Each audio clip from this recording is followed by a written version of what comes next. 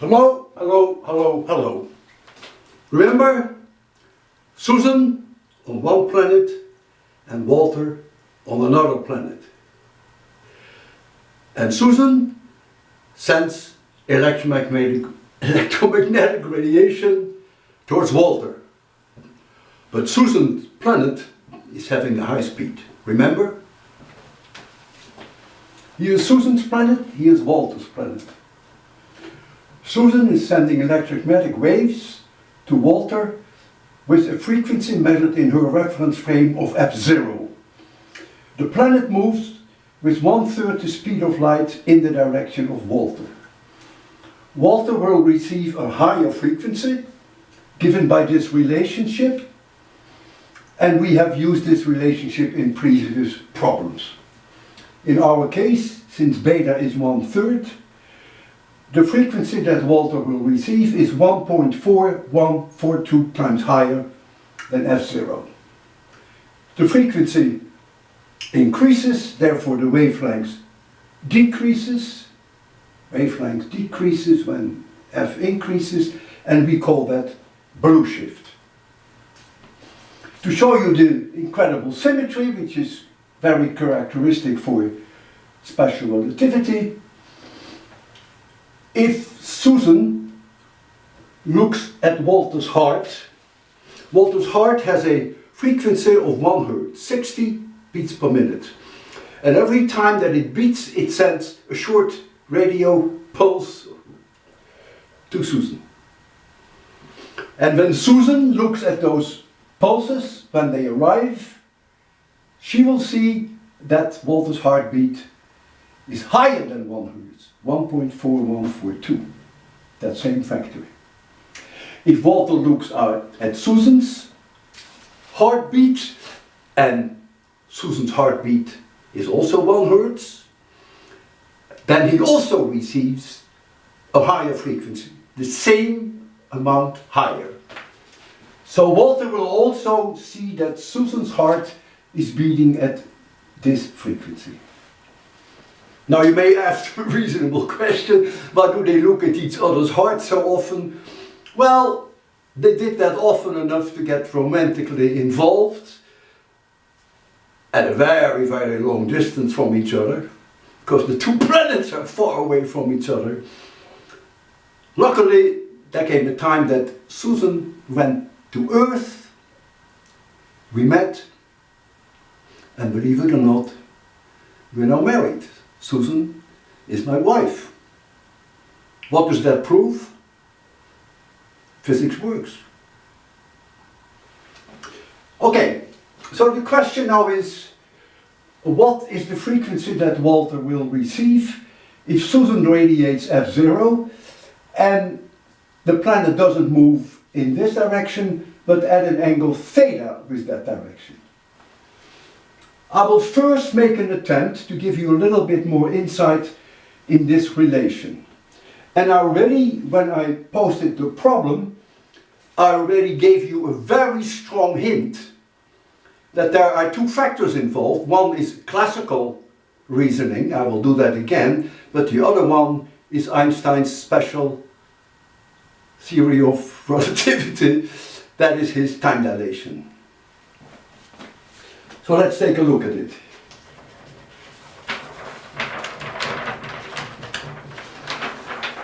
Okay, so let's first look at the classical argument. Susan is here, Walter is here. Susan is moving in this direction with speed beta c. Let's suppose Susan transmits radiation to Walter just for 1 second, so t is 1 second here. So the front of the radiation is a distance ct, which is 300,000 kilometers from Susan. Let's suppose that Susan was radiating infrared radiation, 10 to the 14 Hertz. Then there are 10 to the 14 Hertz, there are 10 to the 14 waves that Susan has transmitted in that 1 second. However, they are not spread over a distance of 300,000 kilometers, but that distance is shorter because Susan has moved in that 1 second 100,000 kilometers.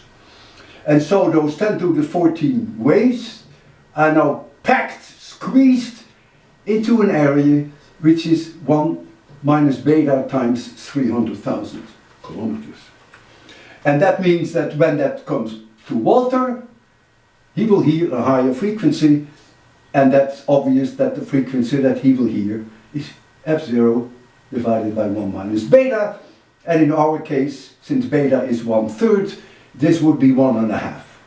So this effect alone would make the Doppler shift a factor of 1.5 towards the blue. But now comes the second. Very non-intuitive, very non-Newtonian special relativity. If an object has a speed relative to another object, object A relative to object B, then A, looking at the clock of B, will conclude that the clock at B is slow. Slow by a factor gamma, that's called time dilation. If B is looking at the clock of A, B will conclude that the clock of A is slow. Slow by a factor gamma, which is called the time dilation. And so we have to also take into account here that when Walter looks at Susan, that her clocks are slow by a factor gamma. And we have to include that into the classical effect. So, gamma, by the way, is the famous 1 over the square root of 1 minus beta squared. And so this f0 divided by 1 minus beta then becomes f0 divided by 1 minus beta divided by gamma.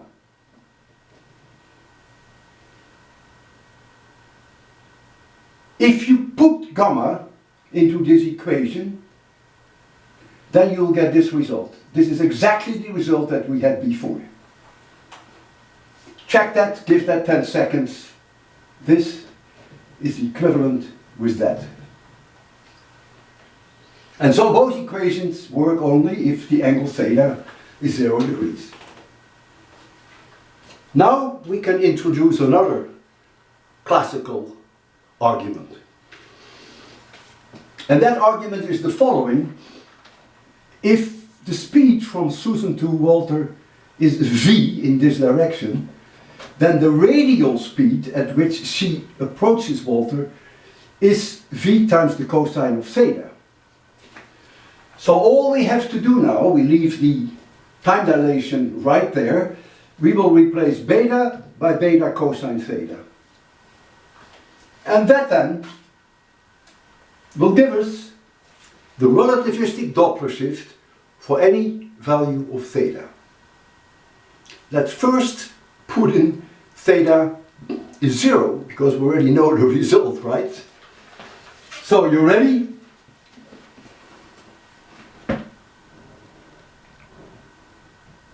Okay.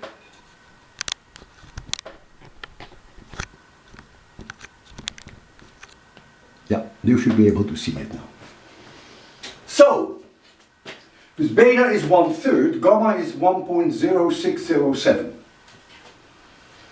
And if in that equation that you just saw we put in 0 degrees, we'll find exactly what we predicted, blue shift. Frequency goes up, wavelength shortens. Now we put in theta is 30 degrees in that equation, and we find that now, again blue shift, and the factor by which Walter sees the frequency higher than f0 is now 1.3254. It's not as high as it was before, it's a little lower. And you may think that you understand why. Let's go back to this picture. You will say, well,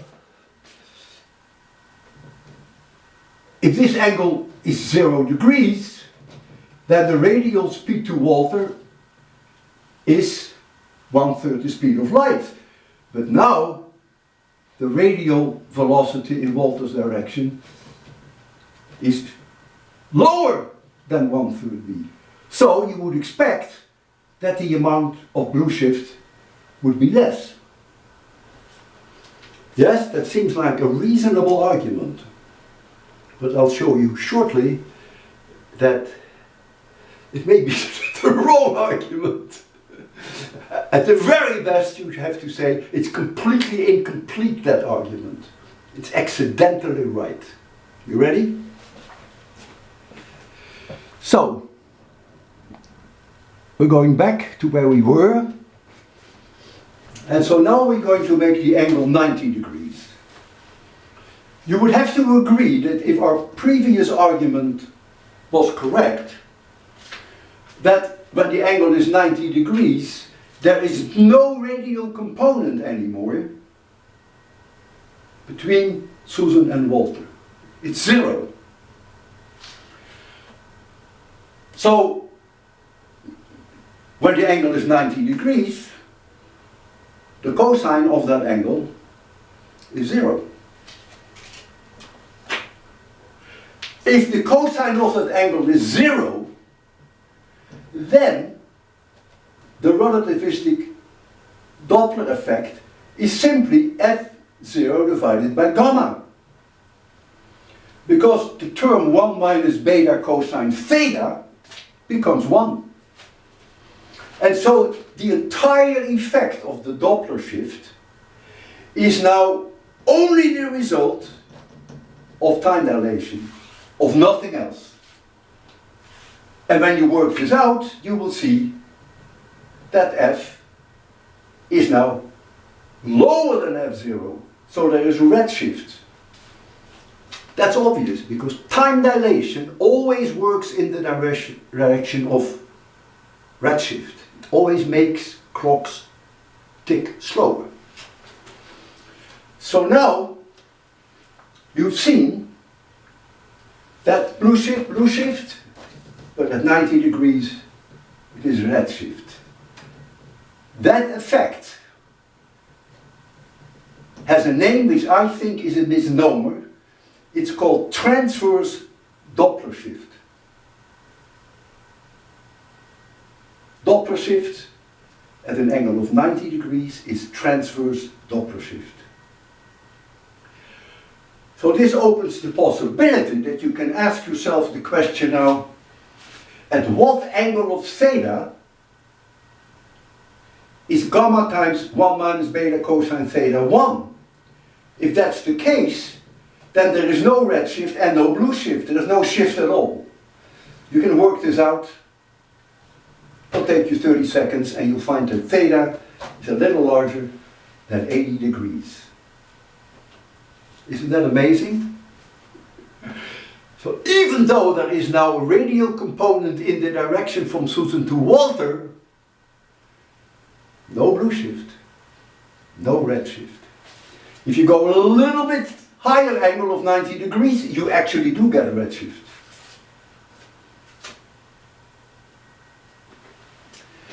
Is all this just nice theoretical hocus pocus with very little connection with the real world? Oh no, not at all. There is a binary star system which is called SS433, which is at a distance from us of about 4.3 kiloparsecs. The system emits a jet. By the way, the binary orbital period is about 13 days. And the system also emits jets in the radio, in the optical, and in the X-rays.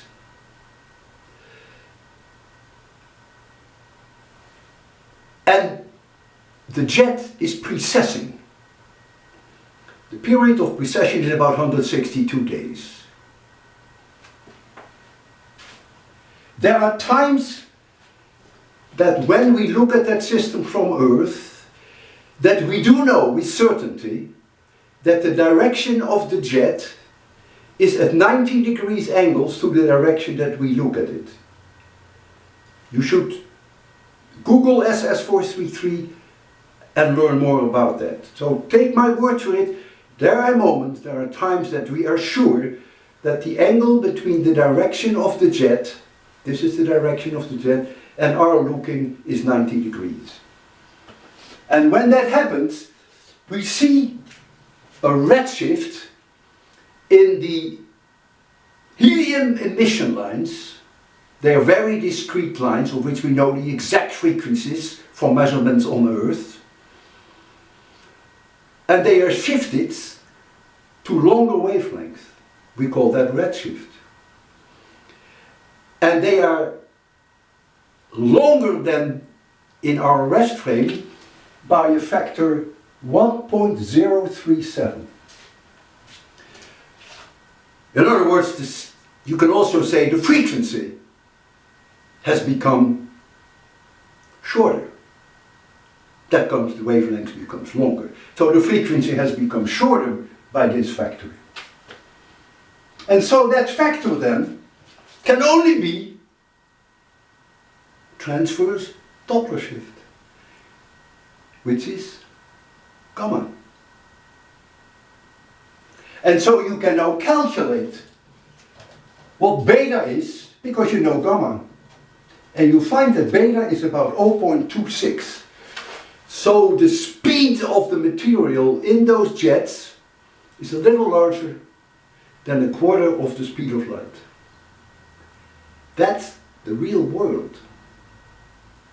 It's no fantasy. Isn't that amazing?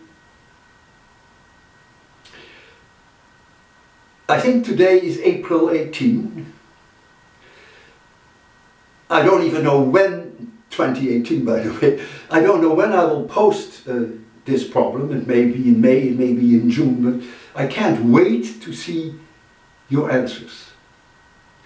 What I really wanted you to do, and I stated that when I posted the problem, I want you to look up on Google relativistic Doppler shift. And you will easily come across the Doppler shift in case that the angle is theta.